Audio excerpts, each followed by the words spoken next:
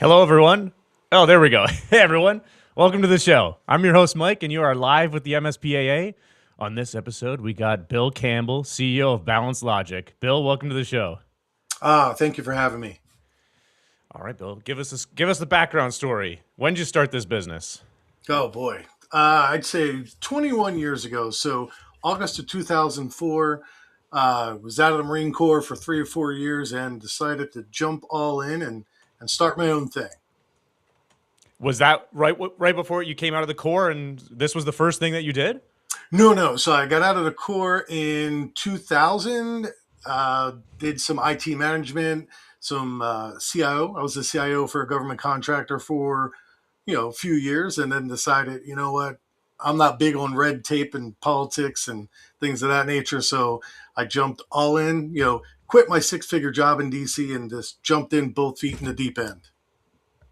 Looking back at it more than 2 decades now, what were you going through your mind? Do you think you made the right choice? What would you have done differently?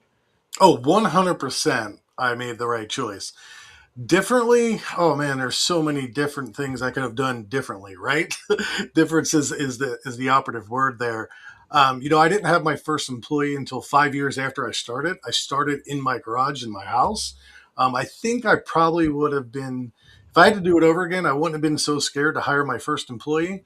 But when you're not making a lot of revenue in the beginning, hiring an employee is a big jump. But I think if there's one thing I would have done different, I think I would have hired an employee sooner.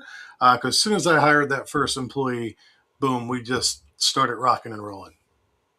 What do you think was holding you back during the first 5 year grind? Was it just access to cash to hire someone, or it was mindset holding you back? Oh man, it was 100% cash. I mean, I had a family at that time. I was married, had young kids at the time, and when you go from making six figures to your first year in business only making 35,000 in revenue, um, you know, spending money on other people is the last thought in your mind. What helped you put the building blocks in place to be able to make this big lift to get the first person and then keep going from there? I just seen a lot of other people. So my first 5 years, I spent a lot of time working on the business foundation, the strategy, what I was going to do, what did I want this company to become, and to be honest, it was like there was nobody else that can do it like I could do it. So it was that fear of they're going to mess it up and my business is going to crumble. But then I started learning and.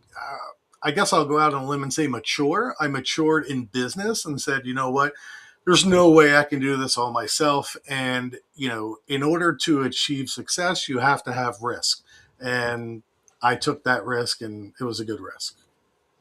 I think that's the common story among most entrepreneurs and business owners, myself included. For a long time, the early part of my journey, I was, like the solo champion trying to do it all. And there was a lot of trust issues with delegation. And if someone listening to now is in that same grind period, like they're solo running an MSP, what advice would you have for them based on your experience? Um, One, understand what an MSP is. I think that's important. Um, you have to know what you're doing, and the operative word in that is managed, right? You're not an IT provider, you're not break fix, you are an MSP. So you're providing managed services. So be true to what an MSP is and make sure your clients are getting the services that they're paying for. Other than that, is look for ways to streamline, be effective, be efficient. It's not about how much money you make. It's not about how many employees you make. It's about doing what you're supposed to do when your clients are paying for that service. Once you have that foundation down, then you can start adding things. But it's like the old saying, garbage in, garbage out. If you take a garbage process and you automate it, you're going to get garbage at the end. So it's the same thing. In everything I teach, whether it's a business or leadership or IT, whatever it may be, I'm all about the foundation. You have to have a structured foundation before you can start adding things on. You try and move too quickly, it's just going to crumble.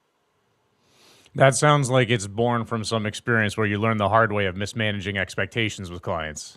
Oh yeah, oh yeah. I mean, there was lots of lots of challenges in the beginning and understanding, and then it all happened again when you go from break fix IT provider of block hours a month, converting to what we call full fledged MSP. So that whole challenge happened again. And then, my business strategy was to make acquisitions or create new lines of business every 12 to 18 months. So going through that adds a whole nother complexity into the business and the strategy as well. So yeah, many failures in the past, definitely. Tell me more about that. So do I understand correctly? You grew the business by acquiring other managed service providers? Is that what you're saying? No, so in the beginning, Balancelogic was somewhat unique. We actually pioneered the business market in business support services. So, after working in very large billion-dollar companies as well as SMBs and small companies, I learned a common thread of, operations. Every company, regardless if you're one employee or 10,000 employees, you need those base operations to be able to run your company effectively. So I built Balance Logic on that business model of business support services. So the idea, the strategy was that happened for 18 years was, we offered full service IT, full service accounting and bookkeeping, full service marketing and web design and graphic design and administrative services. So the strategy was every 12 to 18 months, I would make an acquisition of another line of business, another vertical to add on to the strategy. And that's what I did in the last, well, I won't say the last, but one of the big acquisitions I made was in 2014, where I acquired my voice over IP Avaya partner. And that changed the business dramatically as well. So, but we've switched to the last year. Balance Logic has evolved. We're now what I call an MTP. So, Managed technology provider? correct, correct. Okay, let me roll back because I'm fascinated to dive into this.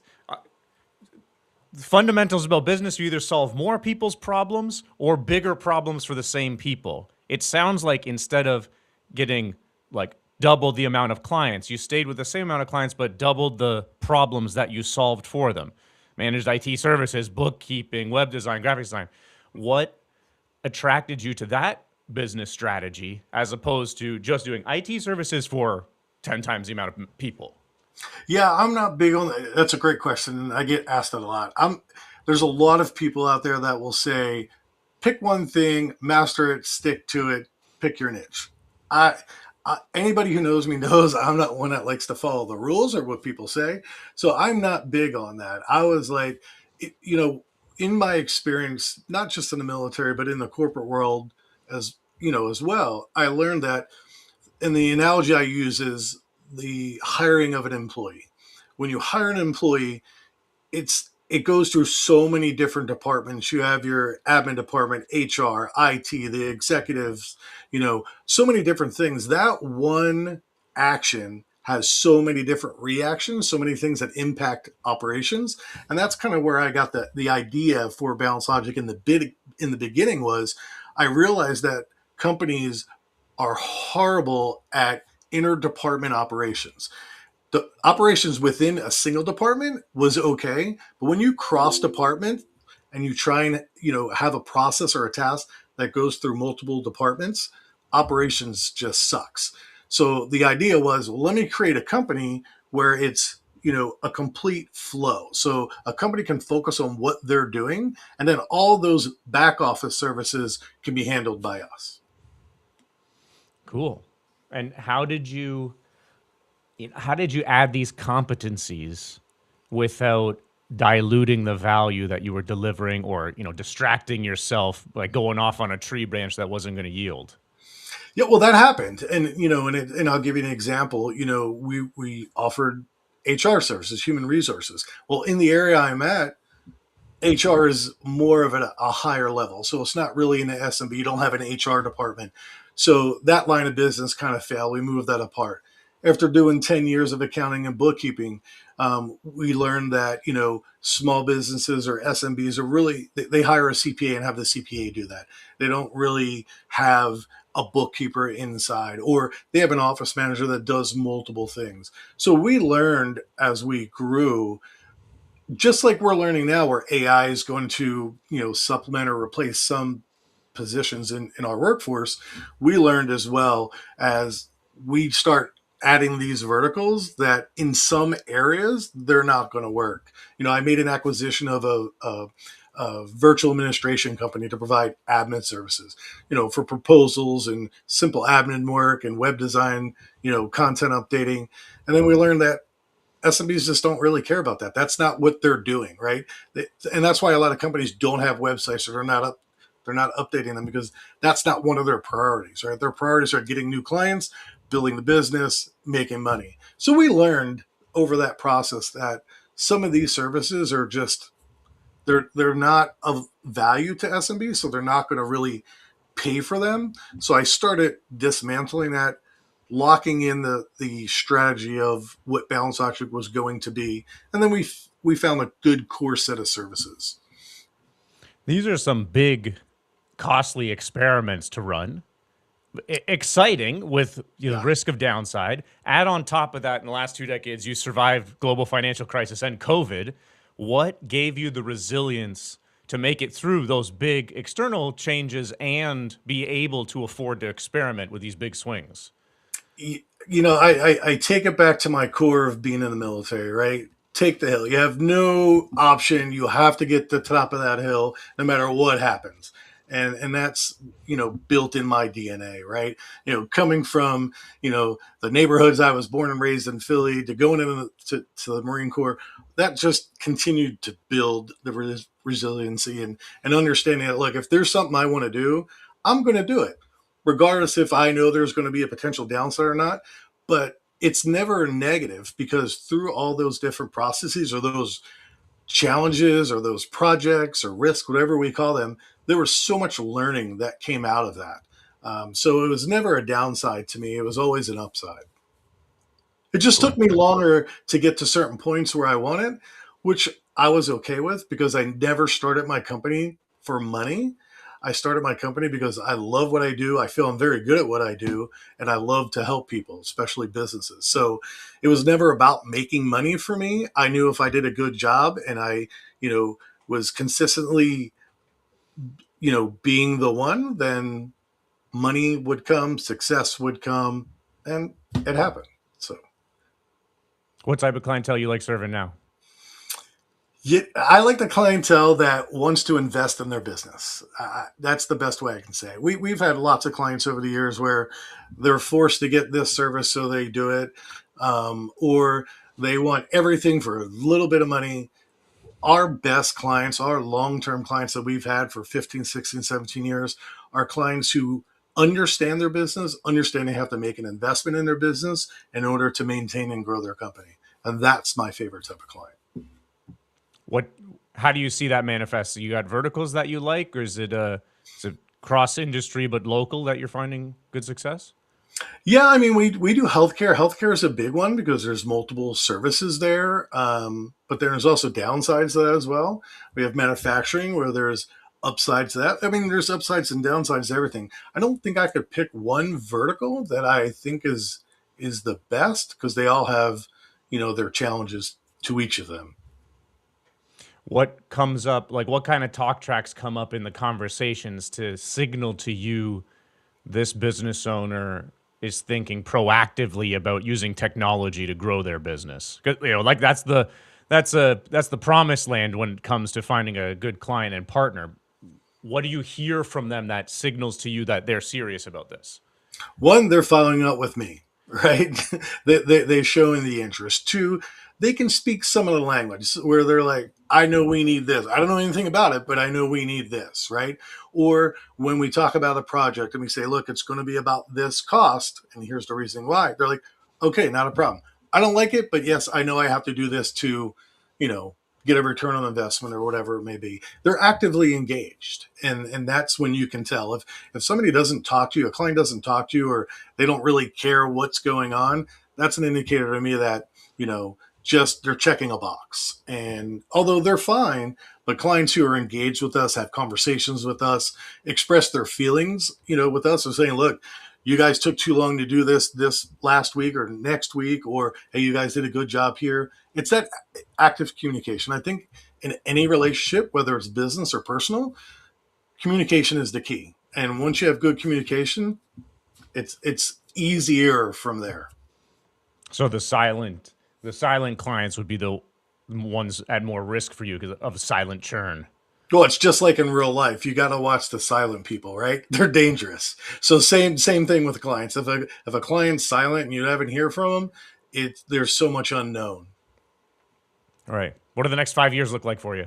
Oh man, super exciting. So next 5 years, we're definitely planning more acquisitions, more M&A, building this new managed technology provider business that I've kind of strategized, owning a company's technology. When I say owning, I don't mean owning the actual technology, owning the outcome. I think that's the where the technology industry is going.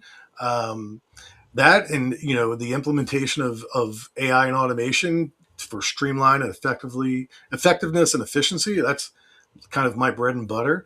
And moving into more of a consulting role. That's where I see myself in 5 years. Fantastic. Where can people find more about you? Can find me on LinkedIn. I'm all over LinkedIn, so I love.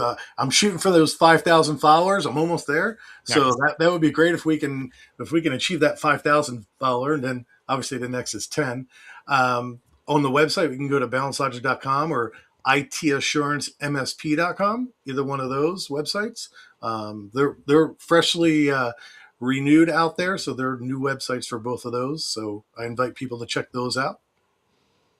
Fantastic. All right, Bill. That's Bill Campbell, CEO of Balancelogic in Maryland, near DC. Bill, great to have you on your show. Thanks everyone for joining us. This has been live with the MSPAA. We'll catch you on the next show. Thank you for your service, Marine. Thank you.